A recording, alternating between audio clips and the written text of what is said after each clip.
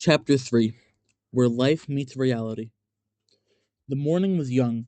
Gorch had been up for a while, hunting for supplies.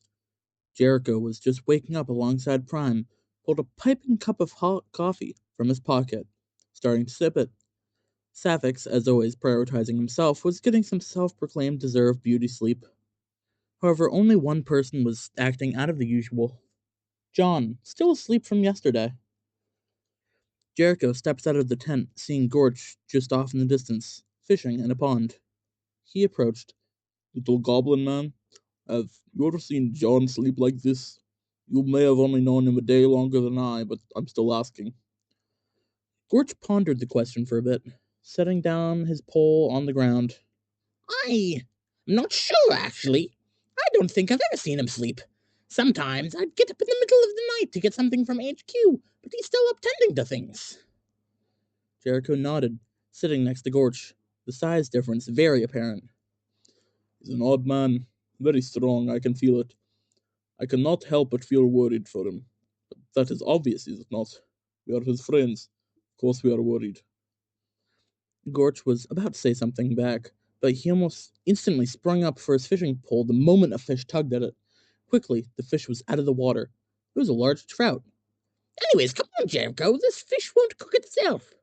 Gorch claimed, parading back to the camp with the catch. Jericho could just follow. As Jericho and Gorch were talking on the pond side, Sapphics was just rising and seeing Prime. "Good to see you. Woke up fine," Sapphics said to Prime, stretching as he rose. "Lovely to see you slept well, too." Prime beamed back, finishing his pocket coffee. Sapphics seemed confused at the coffee cup, tilting his head.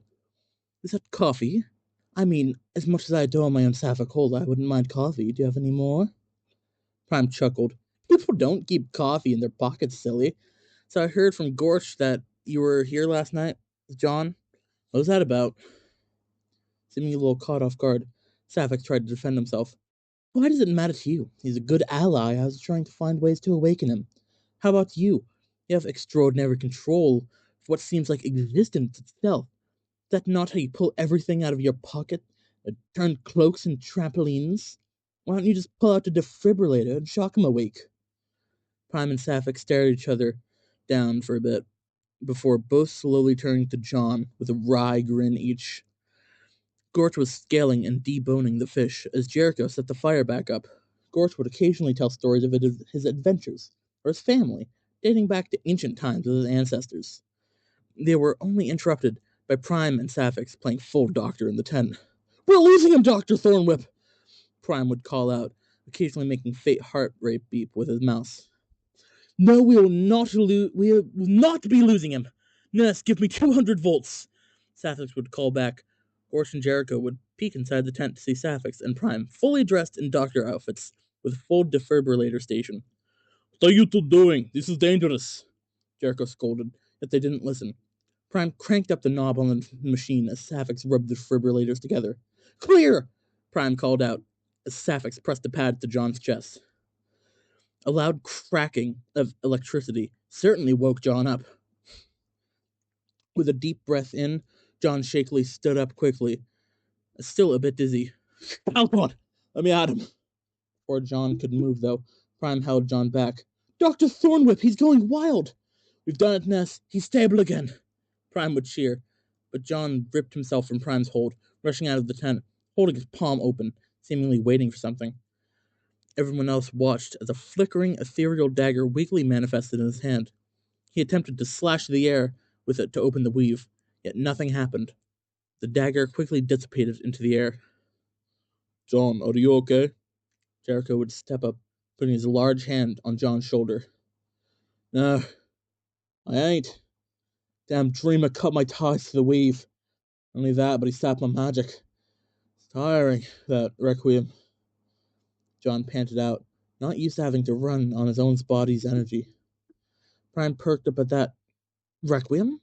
Forgive me, I haven't been here long. What's Requiem?" "Requiem, it's, magic energy that people do magic with. Kind of like mana, but the writer hates that word." John responds, eventually gaining himself again. "Okay, so I can't do magic anymore. I'd assume all is still good, considering You didn't have a defibrillator beforehand? Jericho nods. My gun does not run on vacuum. It's not magic, pure engineering. Sapphics would grab his staff from the ground nearby. My magic isn't my own. It's from the stone. Gorch confidently hikes up his angler's bag on his shoulders. Same here. Mine comes from the king. Finally, Prime gives a big grin and thumbs up. I'm not even sure if mine is magic at this point. I'm pretty sure it's just a part of me. John nods, grabbing the fish Gorch had put over the fire, taking a big old bite out of it. That settles it. If I have to get my hands dirty, so be it. Not my first time doing it. Let's start heading out, shall we? Gotta find the first harbinger. The team packs up the camp and begins walking along the road again. They talk and chat. Gorch sometimes tells more stories. John will relate by telling stories of his own. It's all good. Eventually, they make it to Ruthburg, where the Harbinger of Hate is supposedly residing. They spread out around the town, splitting to cover more ground. If they ask everyone around if they've heard of a Harbinger of Fate, all signs point to one person. Alonic Werekallen, they all say. Sapphics Prime, Gorch, Jericho all meet back up like agreed. Something holds John.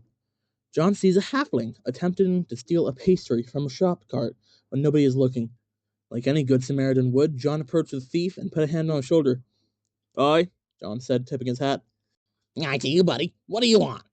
Thief asks, seeming quite chipper. All cut to the chase. You pay for that? Pay for what? I'd never steal anything. You can trust me, pal. Costed one. Go back. Pay for it. John demands, getting a bit more intimidating. Jeez, all right. I don't even have any money to pay with. The thief acts, falters, sees John's intimidating ire. John, however, sighs and hands the halfling 3 gold pieces. Just go and pay, John asks, and the halfling does. But John follows close behind him. What's your deal, anyways? Can't a man do a little thieving around here? The halfling pounces. John grabs the halfling by the hood, dragging him away to the rest of the party. Still need proper punishment for breaking the law. My pals decide it. Eventually, John and the halfling get to the meeting spot. However, upon seeing the party, the halfling completely switches up. No, please don't put me around a dirty greenskin or knife ears over there. Despite the halfling's protest, John shoves him towards the party. Gorch is the first up, holding out a hand. Hello, stranger. It's nice to meet you. Gorch exclaims, but the halfling slaps Gorch's hand away. Don't think about touching me, fodder. Sapphic steps in, pressing the wood end of his staff into the halfling's chest. What's your problem, shorty? Can't handle other races? Halfling points a finger up at Sapphics. Go back to hugging trees and eating leaves, nature baby. Jericho pushes Sapphics aside, kneeling down to the halfling. Can't even say anything before the halfling comes up with another insult. Oh, God, let's address the elephant in the room. Should I say the jungle wart? Prime sighed, trying to get his way with the halfling. Dude, what's your problem? Can't insult everyone. Halfling sighed, going up to Prime. Oh, finally, someone normal. Hi, I'm Alonic Werekallen. Nice to meet you. Everyone else's collective shared at his name. Of course the Harbinger of Hate is racist, John says, nodding understandingly. John and Prime shoo Gorch and Sapphics and Jericho away for the time being, so they can have a conversation. I'm glad they're finally gone. They were really crowding the space, Alonic said, stretched out as if the non-humanoids were really crowding him too much. Prime kneeled down to be level with Alonic as he spoke. So, we heard you were the Harbinger of Hate. I could kind of see it with how you acted around our friends. Alonic gave a sarcastic laugh. No, I'm no Harbinger of Hate. I only treat people how they should be treated. Alonic seemed smug until he saw John's stern look from behind Prime. He quickly spoke up again. However, there was someone else who asked me about that stuff earlier today. Prime's eyebrows raised as he heard that. Oh, and who's that? I'd never tell you anything. It's confidential. At that, Prime pulled out a comically large carnival pop. Alonic looked at the lollipop in consideration for a long time.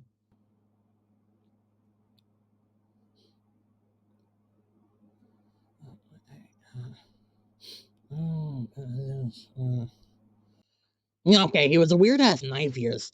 I wasn't bothered to learn his name, but he had a rat with him, Alonic said while taking the lollipop. Doggone. See a bit ethereal, multiple pupils and irises. John stepped forward to Alonic, butting in. Yeah, now you mention it, he was ugly as hell. Comes being an elf. Well, don't associate with him. Or anything bringing up that you're a harbinger to life or death.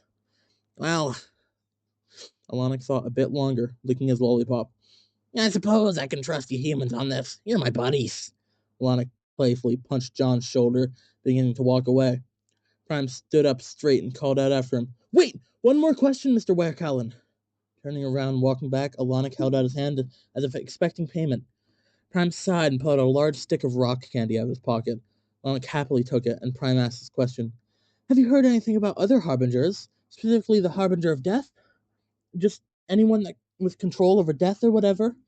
Alanic perked up a bit, remembering something. Oh, I was robbing. Alanic glanced at John, who was glaring. Borrowing without permission from some big shot a few times over, and he had a weird science notebook. I flipped through it and saw stuff, some experiment who was immortal.